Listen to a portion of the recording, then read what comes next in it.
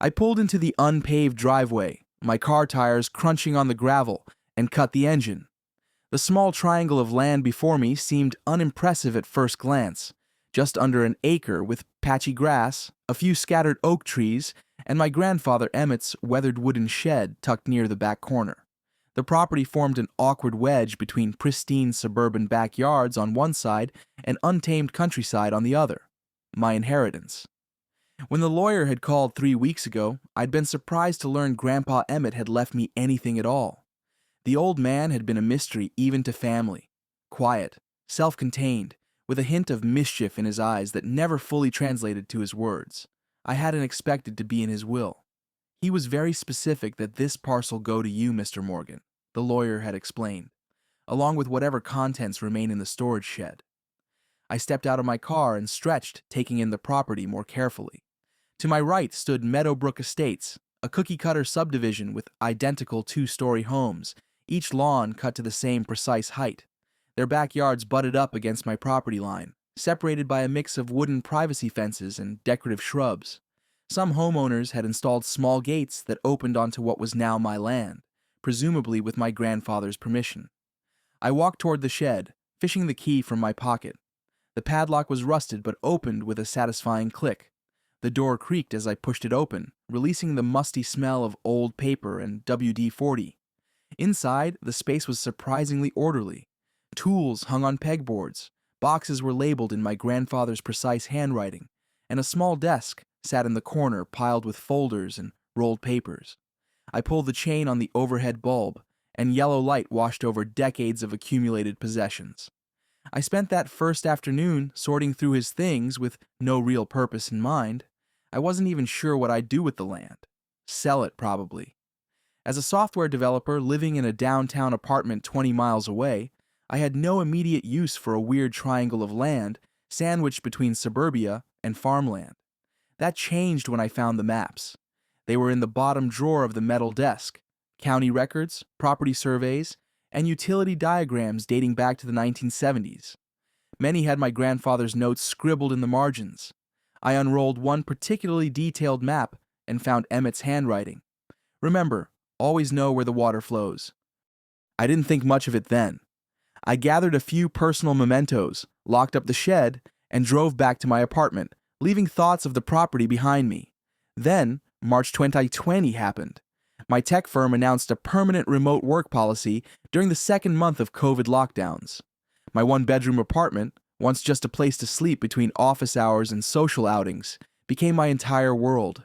Day after day, I sat at my kitchen counter coding on my laptop, watching delivery people come and go through my security app, and growing increasingly restless.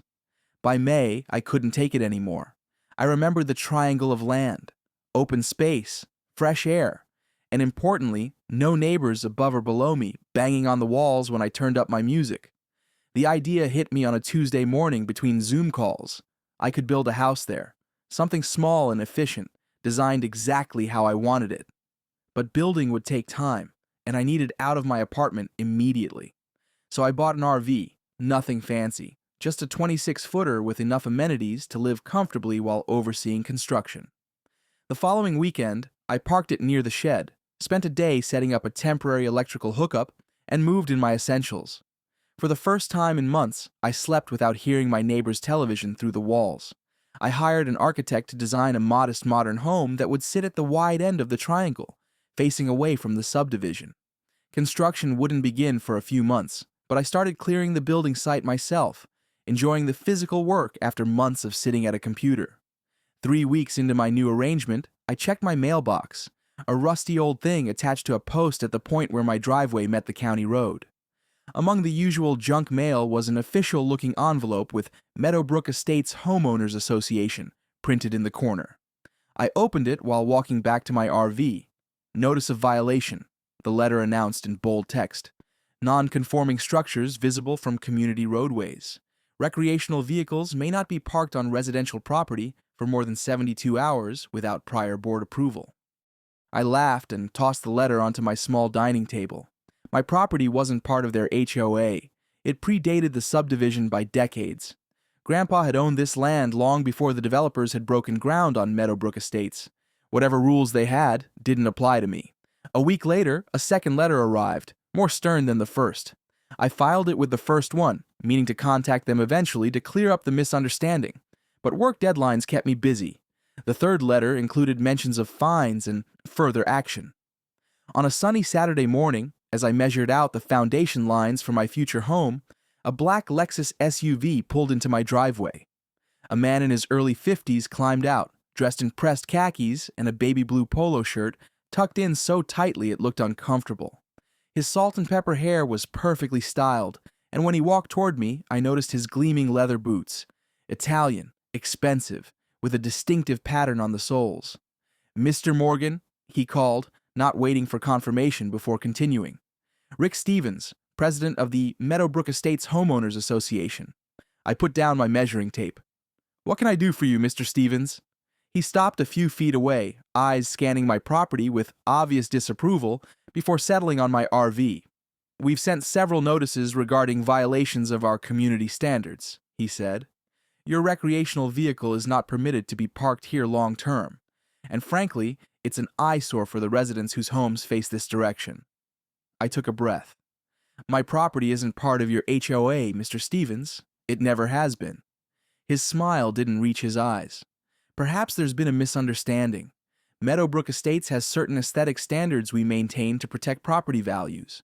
Your grandfather understood that and kept this area unobtrusive. My grandfather owned this land outright. There are no HOA covenants attached to it." I gestured toward the RV. "And that's temporary while I build my house." Rick's expression hardened. "A house? What kind of house? There are architectural guidelines." "Which don't apply to me," I cut in, my patience wearing thin. "Look, I understand you're trying to do your job, but this property isn't under your jurisdiction." He stepped closer. "Mr. Morgan, I've been president of this association for 15 years. I know every inch of this neighborhood." "This isn't your neighborhood," I said, pointing to the property line. "That's your neighborhood. This is my private property." Rick's face flushed red. He pulled out his phone, tapped the screen a few times, and held it up showing a satellite view of the area. "Do you see how your eyesore disrupts the cohesive appearance of our community? The residents on Monarch Drive look directly at whatever you put here." "I'm sorry they don't like the view, but—" "Oh, it's not just about the view," he interrupted. "It's drainage, security, property values, all the things our association protects. Your grandfather respected our concerns. I would hope his grandson would do the same." I crossed my arms. "I'm not causing drainage issues. I'm not creating security problems. And your property values aren't my responsibility." Rick pocketed his phone and adjusted his golf watch, taking a moment to compose himself. "Let me be clear, Mr. Morgan. We protect our community values by any means necessary." The emphasis he placed on those last 3 words wasn't subtle. We stared at each other for a long moment before he turned and walked back to his Lexus, leaving perfect boot prints in the soft ground near my driveway. I watched him drive away, recognizing the beginning of what promised to be a complicated situation. I thought about my grandfather and wondered if he'd faced similar confrontations with Rick Stevens. Looking back at the weathered shed, I decided it was time to review those property documents more carefully. I woke to the sound of car doors slamming. Multiple car doors. Pulling myself out of bed, I stumbled to the RV window and pushed aside the curtain. 3 white pickup trucks with county inspector emblazoned on their sides sat in my driveway. Men and women in khaki uniforms milled around, clipboards in hand. What the hell? I threw on jeans and a t-shirt, then stepped outside. The morning air felt cool against my face as I approached the nearest inspector, a woman with short gray hair who was photographing my RV. "Can I help you?" I asked. She lowered her camera. "Mr. Morgan, I'm Linda from the county building department. We received several complaints about unpermitted structures and potential code violations." "Complaints? From who?" "Anonymous," she said, checking her clipboard. "We're required to investigate all formal complaints. Do you have permits for this recreational vehicle's hookups?" "I have temporary electrical that meets code. I checked before installing it." The woman nodded and made a note. Behind her, 2 men were examining my grandfather's shed, while another walked the perimeter of my property with a measuring wheel. "And what about sewage disposal?" she asked. I'm using the RV's self-contained system and having it professionally pumped every 2 weeks. I can show you the receipts." Linda made another note. "What about your construction plans? Our records show no building permits issued for this address." "Because I haven't applied for them yet. I'm still in the planning phase." Over the next hour, the inspectors combed through every inch of my property, taking photos and measurements. They found minor issues. The shed needed better ventilation, and I needed proper gravel under my RV's wheels, but nothing serious. Before leaving, Linda handed me a notice. "These items need to be addressed within 30 days. We'll return for a follow-up inspection." I watched them drive away, a sour taste in my mouth. Rick Stevens doing, obviously. This pattern repeated itself over the next 3 weeks. Different inspectors with different departments arrived at inconvenient times, always citing anonymous complaints. Health department, fire safety, environmental protection. Each found only minor issues, but the constant interruptions made it impossible to focus on work or my building plans. Meanwhile, the letters from the HOA grew more frequent and aggressive. The third one arrived while I was on a work call. "Are now accruing fines of $100 per day for continued non-compliance.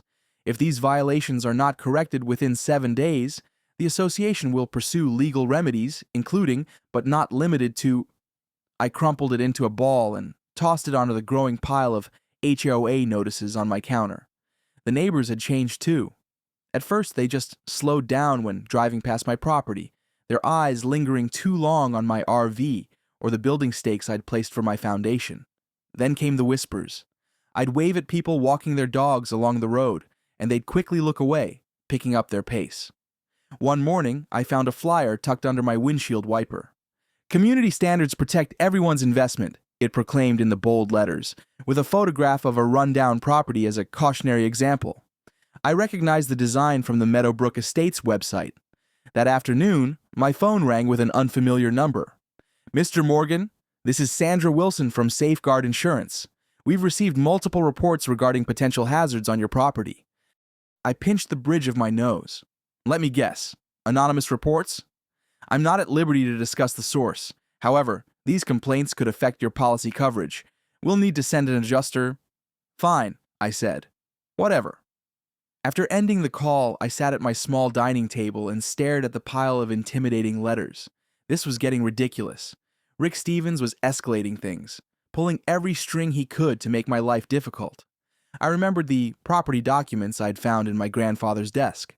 I'd been too busy dealing with inspectors to properly review them, but now seemed like the perfect time. I spent the rest of the day going through every folder, survey, and map in the shed. Most seemed like standard property records, boundary surveys, tax assessments, and utility diagrams from decades past. My grandfather had organized everything meticulously, with notes in the margins that mostly referenced measurements or dates. By evening, my eyes burned from straining to read faded pencil markings in the dim light of the shed. I gathered the most relevant-looking documents and took them back to my RV. After microwaving a frozen dinner, I spread the papers across my small kitchen table. County records dating back to the 1970s showed how the surrounding farmland had been gradually sold off and developed, while my grandfather had held on to his triangular parcel. One survey map caught my attention. It showed the initial development phase of Meadowbrook Estates with utility lines marked in different colors. A blue line representing a water main ran along the county road, then cut directly across my grandfather's property before branching out to serve the subdivision. Interesting. I dug deeper, finding more recent utilities records. The subdivision had expanded over the years, but the water supply infrastructure remained the same. The main line still crossed my property. Near midnight, hunched over a county water system schematic from 2010, I noticed something my tired eyes had missed earlier. There, marked with a small square symbol just behind where my grandfather's shed stood, was a valve station labeled ME Primary. I pulled out another document, a maintenance record showing the installation of a water valve control point on my grandfather's property in 1989, back when the subdivision was first being built. Suddenly, I remembered his cryptic note, "Remember, always know where the water flows." The realization hit me. The main water supply valve for the entire Meadowbrook Estates subdivision sat right here on my property. Every drop of water flowing to those 53 homes passed through a valve that I legally controlled. I went outside with a flashlight, walking to the back of the shed. There, partly hidden by tall grass, was a concrete access panel with "Water Utility" stamped on its surface. My grandfather's voice seemed to echo in my mind, controlling the HOA's lifeline. He'd known all along. He'd kept this land not just out of stubbornness, but because it gave him leverage. The development company had installed the water main through his property, but apparently never secured a proper easement. An oversight that left the HOA vulnerable. Back in the RV, I stared at the documents spread across my table.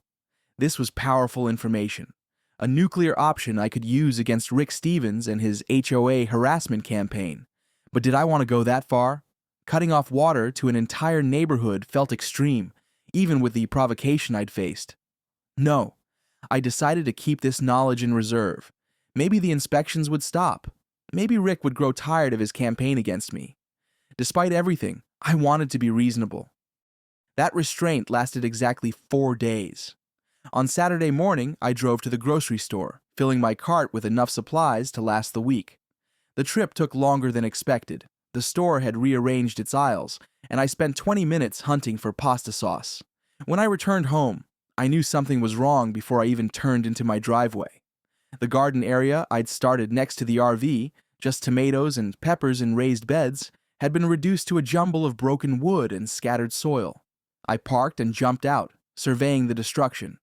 Someone had deliberately smashed my planting beds, uprooting the vegetables I'd carefully tended. The small decorative fence I'd built around the garden lay in splintered pieces. A white paper fluttered from my gate. I walked over and pulled it free. Printed on Meadowbrook Estates letterhead, the message was brief. Final warning: remove non-conforming structures within 48 hours. At the bottom was Rick Stevens' signature, alongside his printed name and title. I crumpled the paper in my fist, anger rising hot in my chest. This wasn't just harassment anymore. It was vandalism and trespassing. That's when I noticed the footprints in the soft dirt around my destroyed garden. Distinctive treaded patterns with an Italian designer mark clearly visible in the impression. Exactly like the expensive boots Rick Stevens had worn during his visit. The man had actually come onto my property and destroyed my garden himself. I looked back toward the shed, thinking about the water valve hidden behind it. Then I pulled out my phone and began searching for the county utilities department contact information. Rick Stevens had just made a serious miscalculation. I didn't think twice.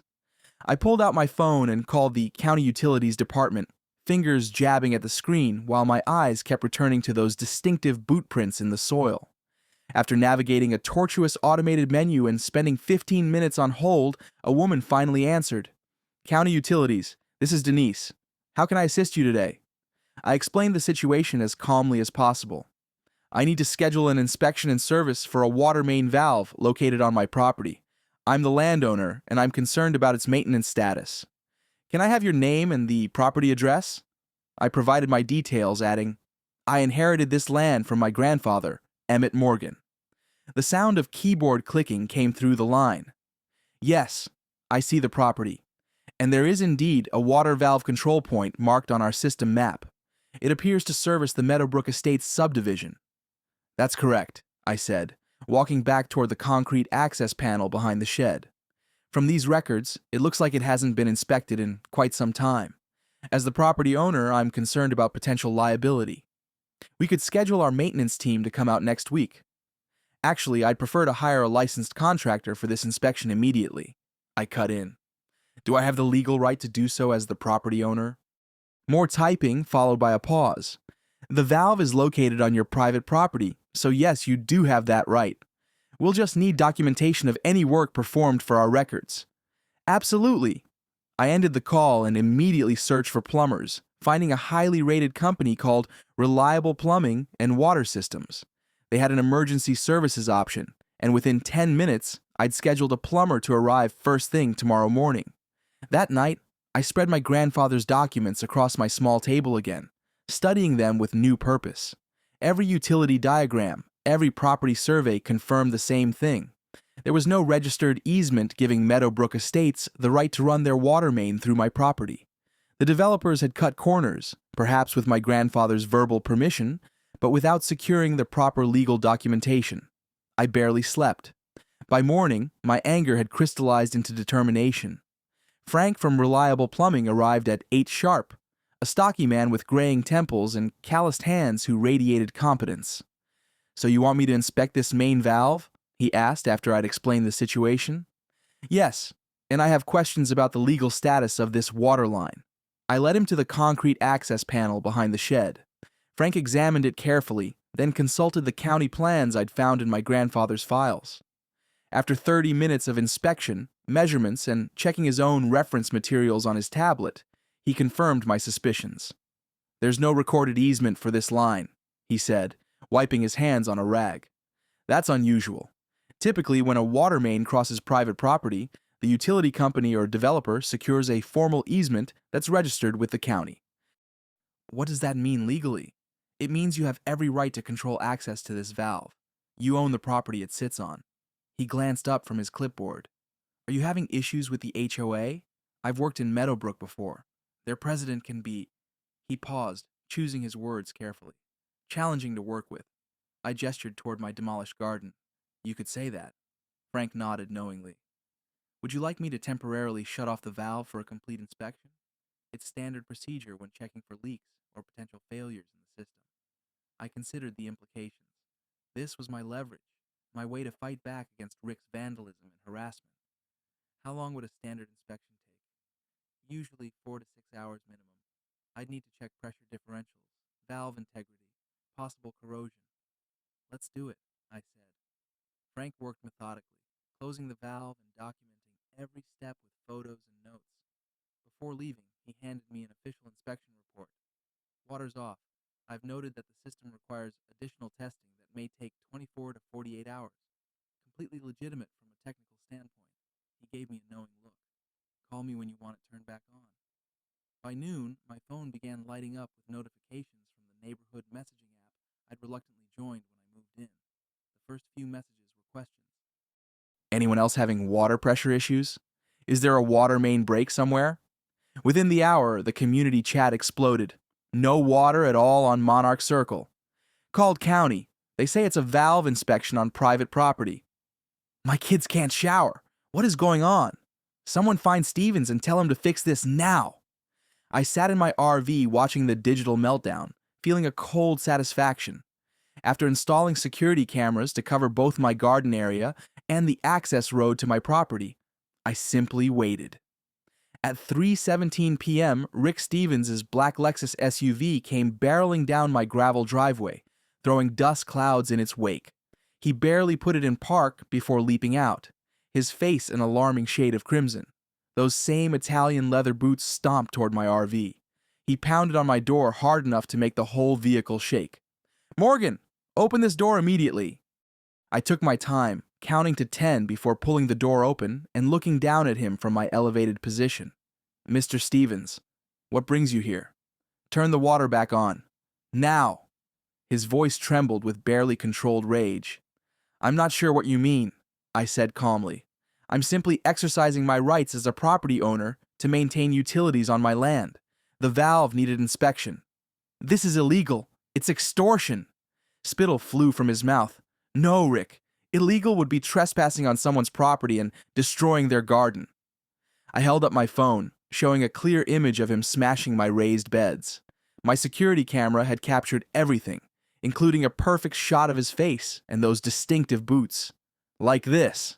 The color drained from his face. "You can't prove that's me. The timestamp matches when I was at the grocery store. The boots match what you're wearing right now. And I've already filed a police report for criminal trespass and vandalism.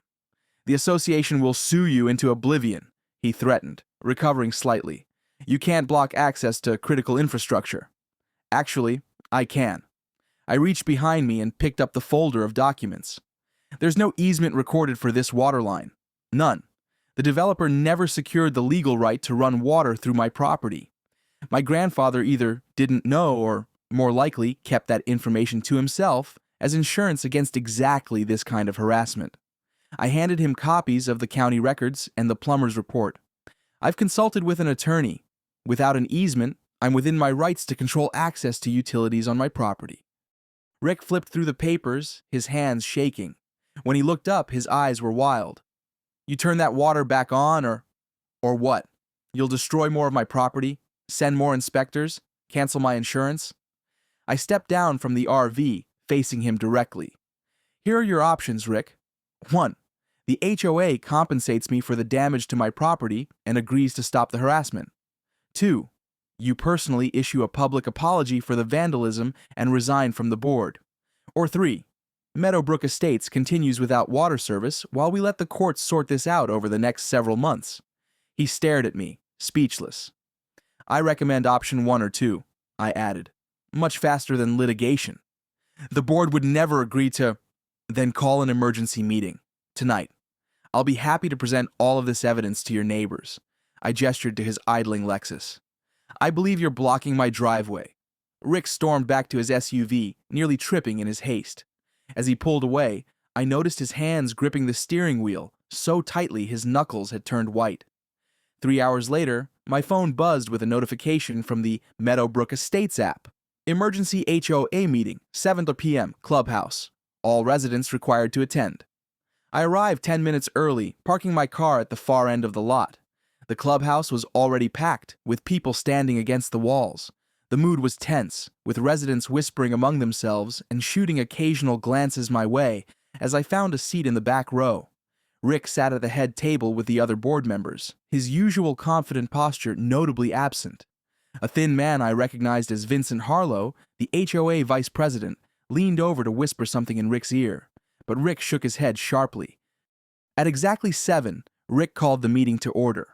His voice lacked its usual authority as he explained the water situation in vague terms, carefully avoiding any mention of why I might have taken such action.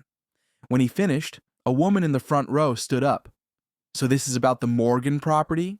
The one you've been sending all those notices to? Rick nodded stiffly. And why exactly has the water been shut off? Asked another resident. This was my cue. I stood up. May I address the community? The room fell silent as I walked to the front. Rick glared at me, but didn't object. My name is Alex Morgan. I inherited the triangular property at the edge of your subdivision from my grandfather. Since moving there, I've been subjected to constant harassment from your HOA, specifically from Mr. Stevens. I laid out everything: the baseless violation notices, the parade of inspectors, the insurance threats, and finally, the vandalism of my garden. I showed them photos of the destruction and the security footage of Rick and Vincent trespassing on my property. Then I explained about the water valve and the lack of an easement. I didn't want to take this step, I concluded, but when someone destroys your property and threatens you, you use whatever legal means you have to protect yourself. The room erupted into angry shouts, not at me, but at Rick and the board. One woman stood up and yelled over the noise. You did this over an RV and some garden beds? My children couldn't shower for school today. Rick tried to regain control of the meeting, but it was too late. A motion was immediately raised to accept my terms, compensation for damages and an end to all harassment, and it passed with overwhelming support. Rick sat stunned as his authority crumbled before him. The next day, an email went out to all Meadowbrook residents.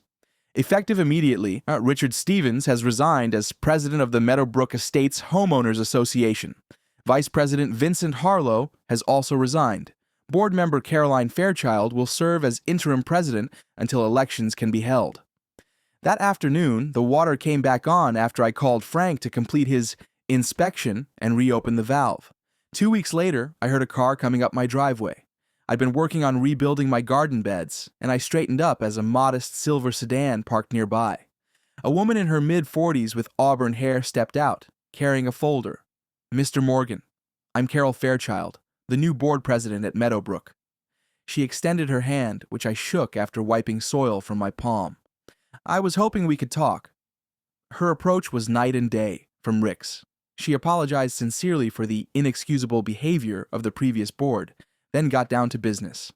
I've brought a proper easement agreement for the water line, she said, opening her folder on my outdoor table.